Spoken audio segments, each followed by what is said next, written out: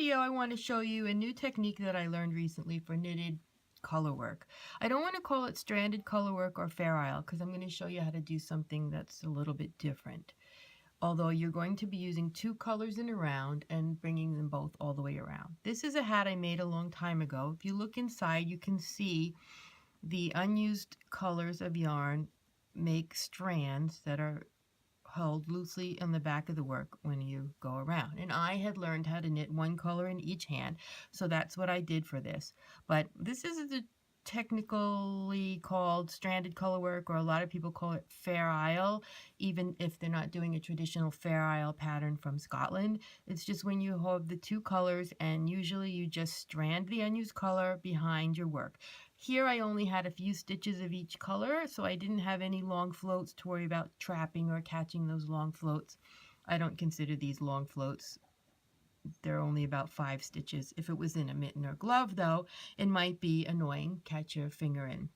And so that's the technique that I learned at that time. So a few months ago, I took a class from Sylvia Olsen, who's a Canadian designer who knits in the traditional Coast Salish technique that is used for cowichan sweaters. If you haven't heard of Sylvia Olsen or cowichan sweaters, you should Google it because her books are really good. She's a really good teacher, and they're really traditional, those traditional Canadian sweaters that were kind of knocked off by Mary Maxim and then made into a Canadian tradition.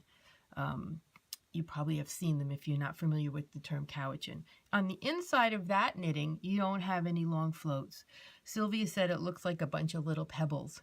And what you do is you're going to trap the yarn every time you have more than one stitch of a color. So you can see here, I always have more than one stitch. I have either 2 stitches or a whole bunch of one color or the other. So I'm trapping that yarn every time I knit a second, third, fourth, fifth stitch of the same color.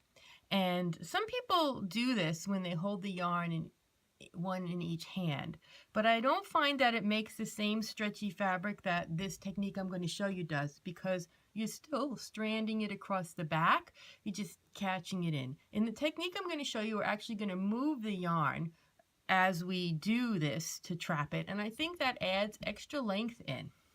So let's get started. Okay, I'm doing this pattern where I have 2 gray, 2 red, 2 gray, 2 red, and I'm up to the gray. So I'm going to pick up my gray and I'm going to start by knitting the first stitch normally.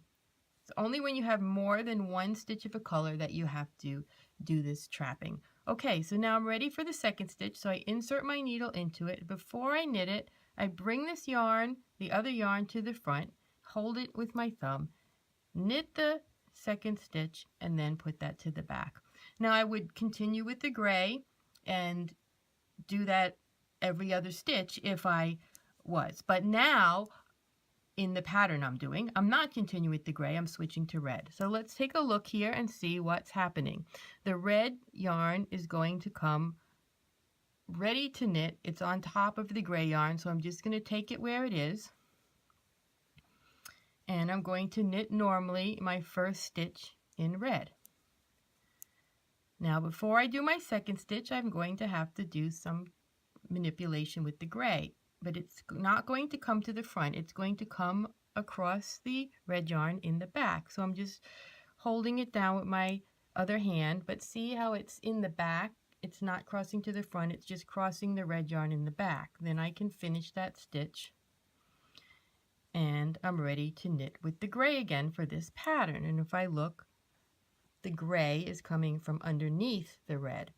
So leave it there. Then I knit one gray, bring the yarn, cross it to the front, knit the second stitch. So you'll notice that the yarn you're crossing to the front, when you're ready to start the next stitch, it's going to be wanting to come from the top. Just don't cross it. Let it cross naturally. Don't do any twisting or anything. Going to knit that first red stitch. Then for the second one, I'm going to bring the gray across it in the back, knit the second red stitch. Then when I look and I want to start with the gray, it's coming from underneath. So what's happening is my yarns are staying untwisted. I'm not getting a barber pole or candy cane design. I'm not getting any floats. And you can back up and watch that over and over again. What I suggest you do before you start a project with this technique is do this 2A, 2B, 2A, 2B for 2 rows.